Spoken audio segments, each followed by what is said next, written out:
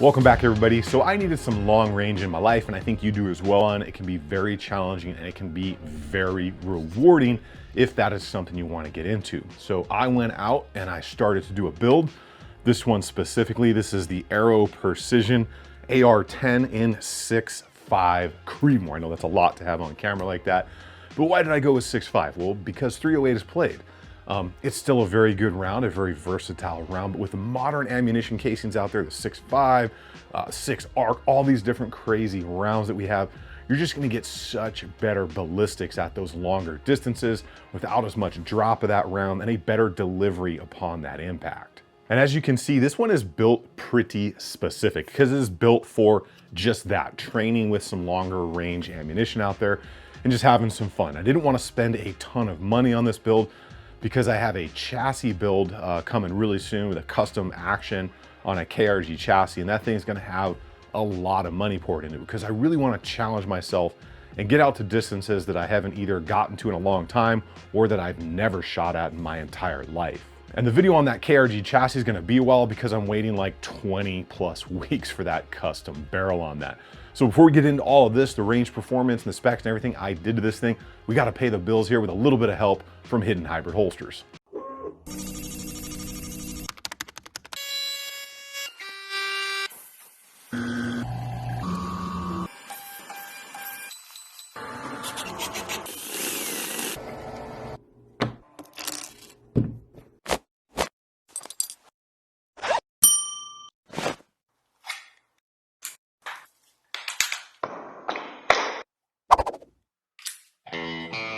Here at Hidden Hybrid, we can make a holster for darn near anything.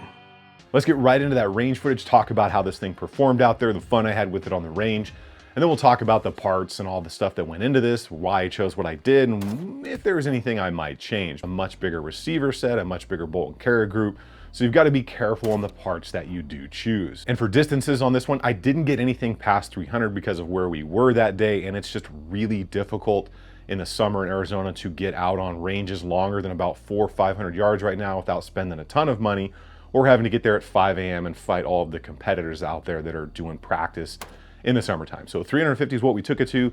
This is capable of so much more than that. This barrel and everything is probably capable of more than my skill level is at this point for all you long-range Jedi Masters out there, so bear that in mind as we talk about this stuff as well. Now, on the build of this thing, I took my time, made sure the torque specs were perfect, the mating surface up to the upper receiver was fully flush and flat, because I have never built the 10 platform before, so I wanted to make sure everything was good to go to give me the best opportunity for the best accuracy out there. That being said, we got to talk about a boo-boo that I made. So straight up newbie boo-boo. So you see what happened was, and don't the best stories start out like that? Buddy of mine from the Administrative Results channel was over here. I was finishing everything up on this, putting the optic on it. And as we were talking, my attention got diverted. I was doing my initial fit, my torque on that scope, get everything done. And then I started heading out to the range. I start zeroing up, everything zeroes in perfectly. We're good to go. I start shooting and then all of a sudden I am way off target. So yes, you guessed it, while my attention was diverted talking to admin, I forgot to put Loctite on the ring screws. Total newbie mistake, total just brain fart. So that's why you're gonna see a couple of different days of range footage out there with this, because I absolutely screwed the pooch on it and had to go back out, re-zero and redo everything. That being said, everything went flawlessly once I double checked everything. That initial range day was great. I was using that Caldwell turret, just having some fun, zeroing it in, getting some longer shots. But then ultimately, as you can see in the video, a couple of the screws up on the ring started to walk out. And at one point I felt the scope actually move and I was way off target and had to shut down for the day. So I got back out there after doing a re-level, a re-zero, and just started to have a little bit more fun with this thing, shooting at some longer distance targets out to about 350, like 358, I think was what the rangefinder said, which isn't terrible, but it's not great for the capabilities of what this can do in the configuration that it is. But ultimately, it ran flawlessly, and that's really what matters, because everything else is just building your skill level. And since that first day was all on that Caldwell turret, I decided to do something a little different when we went out there the second day and just did a resting bag off the side of the bed of the pickup and then off the tailgate kind of from a kneeling position. just to kind of have a little bit more fun, shoot from a different position, and just kind of see, you know, if I could still get really precise hits out on those targets in different kind of more awkward positions. Because if everything's perfectly stable and you're in this perfect position all the time, or you're locked in a turret or a rest or something, well, of course the thing's going to perform. But you, the end user, has to build your skills and build that comfort behind that rifle to really get that best accuracy out of it. So that second day was just a ton of fun. I'll try to get the audio best so you can hear the slap of those rounds hitting, but there's just nothing like standing around and all of a sudden just hearing as it impacts your target. That's just a ton of fun. It's very, very rewarding, especially once you get out to 800, 900, past 1,000 yards, or for you big boys out there, over a mile. Ooh, slapping it.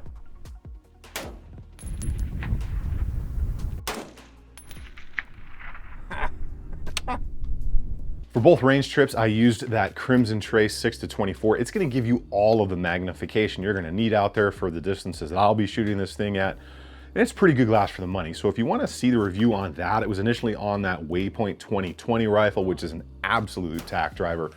I'll link that below, but very cool scope and pretty good for the money. For the ammo on this one, I used Cellular and Bellet 140 grain, which was supplied by True Shot Gun Club. Huge thank you to them for providing the ammo to go out there and ring some plates with this thing at distance. It was a ton of fun. I've had very good luck with that ammo. It's more budget friendly, not the best hunting ammo or anything like that, but for going out there, having some fun and having it zeroed to that for training purposes, very good. Because if you don't know, you want to zero your precision rifles or even your duty rifles or red dot rifles with your good ammo, not your cheap basic range ammo, because you're gonna have massive shifts out there, especially at distance, between really good match precision or hunting ammo and just basic range stuff. But ultimately, the gas system was perfect, the bolt operated perfect. I didn't have a single failure of any kind from round 1 to round 50. And I know 50 rounds doesn't sound like a much, but remember, this is built for long range precision. This is not a 308 battle rifle. This is something that is gonna be used for distance. And because of that, you're not gonna be shooting as many rounds through it. And just go ahead and look at how expensive 6.5 Creedmoor ammunition is right now. Well, now that we know it's a ton of fun and it ran perfectly out there, and most of that stuff is Aero. Aero's got a great reputation. Let's talk about the parts on this thing, kind of go through the way I set this one up and what my future plans are. Do I regret anything that I put on this rifle? So starting with that business end out front, that is gonna be the Dead Air Chemo Brake right there.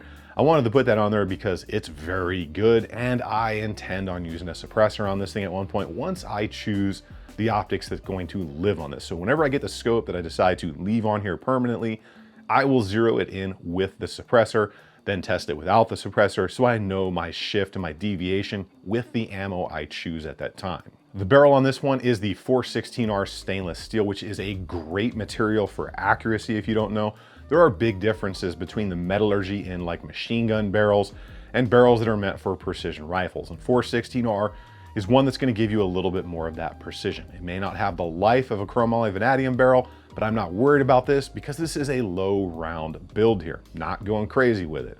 So talking about that, it is an 18-inch barrel. And I know I could have gone a lot longer, all the way up to 24 or something like that. But for what I wanted and the purposes I'm gonna use this for, 18 inches was a good compromise for my build. It's got a mid-length gas system in it, which is gonna do everything you need it to as far as that recoil, the felt recoil, all that. Being able to get quicker follow-up shots if you're a competitor or anything like that. And just a standard gas tube and standard Aero precision gas block. Those are great parts. I've never had any problems with them at all. The rail on this is the Aero M5 in the 15-inch. You can go longer, you can go shorter, completely up to you. Again, for the purposes of this build, I'm not gonna be putting a lot of attachments on there or flip up sights or lights or lasers or any of that stuff on here. So I didn't necessarily need that much rail, but it looks good, it fit the bill. And overall, again, Aero is a great product. You've got plenty of attachment space with that M-LOK. You've got quad rail across the top right there. That pick rail is fully out to the front. You can put whatever you want on there, but for this thing, it's gonna remain pretty slick and pretty light. I could have gone a little shorter, saved a little weight, but ultimately, the 15-inch rail fit, looked good, and gives me the ability to have great standoff from heat, especially out there in the Arizona sun if you're putting more rounds through this thing on a certain day. The upper and lower receiver are the M5 Aero Precision. So you have to pay attention to that because you can't mix and match the AR platforms. It has to be the AR-10 on everything on that receiver set because they are a massively different size. That being said, they are great. Arrow has a great name. They do great machine work. It looks good. You get some nice small touches like a flared magwell, an integral trigger guard, and overall the receiver set is very tight and very smooth. Now this was a blem set that I bought, and ultimately I've bought a couple from Arrow, and generally you can't really tell what the blem part is. Sometimes it's just a minute difference in the color of the coating or maybe a scratch, but it saves some coin because 308, 6.5 Creedmoor builds ain't cheap. So anytime you can save a little bit of coin, definitely do it. I wouldn't shy away from buying a blem part from Arrow any day of the week. Getting down into that bang switch, I went with the new Blackout AR-10 specific trigger. Now, if you've never seen the zero reset triggers, those things are nasty fast, but they have zero take up, the shortest reset that I've felt on most triggers out there for these style of builds. And ultimately, tactile wise in the finger, they feel great because the edges on that trigger shoe are hand broke by employees there inside the Blackout facility. Great stuff there, and I think I still have that code for like 10% off, like TC10. All that stuff will be at the build list along with all the other parts you're gonna see here today. But talking a little bit more about AR-10 triggers, you really wanna buy one specifically meant with the spring power for the 308 rounds or the 6.5 rounds, because if you use other ones and even certain light triggers out there, you can get light primer strikes. That was not the case. I didn't have a single issue with either the operation, the gas system, or the trigger with this ammunition. I haven't tested all the different types of ammunition out there, but Cellular and Bellet has a good name. No issues at all with anything going bang, all that stuff out there on the range. A big thing to pay attention to on the build are those smaller parts. Your detents, your springs, that stuff matters and can make a difference in how this is gonna function. So for most of that stuff, I just bought them from Arrow as well. So the upper parts kit, the lower parts kit, minus the fire control group, because I wanted good quality parts. And those are known for being very good and lasting the lifetime of those rifles. The one part that I did change was I had like an Armaspec Ambi safety throw lever there, 45 or 90, so I threw that in there, works fine. But you will need to get specific AR-10 parts when it comes to the upper and the lower, the pins and things like that. And those are gonna be sold usually by the manufacturer or come with that receiver set if it's a good quality company. Up on the insides, I use the new Arrow AR-10 breech charging handle. I have to say they did a fantastic job on that. It's nicely extended, it's ambidextrous, but it's very well rounded off so you can work that charging handle around those larger scopes. Ultimately, well done there, and again, it doesn't break the bank. Some of these AR-10 charging handles can get well over 150, 180, or even over $200. This was just a great compromise in price, still giving me all of the options that I wanted. Talking about the bolt up in there, it's from Arrow Precision as well. That 308 style bolt, those things are massive. They're like twice the weight of the little brothers. And it's just pretty interesting to see the size differences between a 5.56 bolt and something that's meant for a 308 or a 6.5.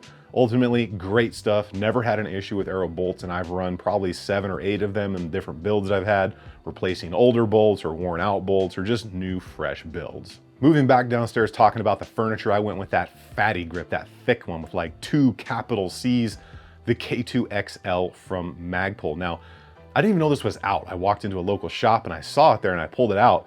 The thing is big. It's a honking thick big boy. And I like that because these things are heavy. These are not light setups.